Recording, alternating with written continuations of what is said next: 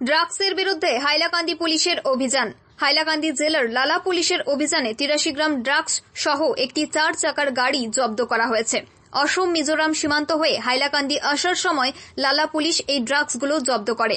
সাথে লালা police 2 drugs সরবরাহকারীকে আটক করেছে। এই 2 ড্রাগস সরবরাহকারীর নাম হল আফজল হোসেন বড়ভূঁইয়া এবং আশিক উদ্দিন বড়ভূঁইয়া।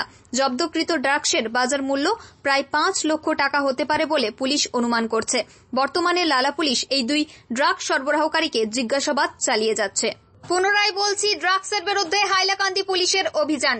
হাইলাকান্দি জেলার লালা পুলিশের অভিযানে 83 গ্রাম ড্রাগস সহ একটি 4 চাকার গাড়ি জব্দ করা হয়েছে। অসম মিজোরাম সীমান্ত হয়ে হাইলাকান্দি আসার সময় লালা পুলিশ এই ড্রাগসগুলো জব্দ করে। সাথে লালা পুলিশ 2 ড্রাগস সরবরাহকারীকে আটক করেছে। এই 2 ড্রাগস সরবরাহকারীর নাম হল আফজল হোসেন বড়ভূঁইয়া এবং আশিক উদ্দিন বড়ভূঁইয়া। জব্দকৃত ড্রাগসের বাজার মূল্য প্রায় 5 লক্ষ টাকা হতে পারে বলে পুলিশ অনুমান করছে। বর্তমানে লালা পুলিশ এই 2 ড্রাগস সরবরাহকারীকে জিজ্ঞাসাবাদ চালিয়ে যাচ্ছে। ব্যুরো রিপোর্ট, নিউজ অবিকল।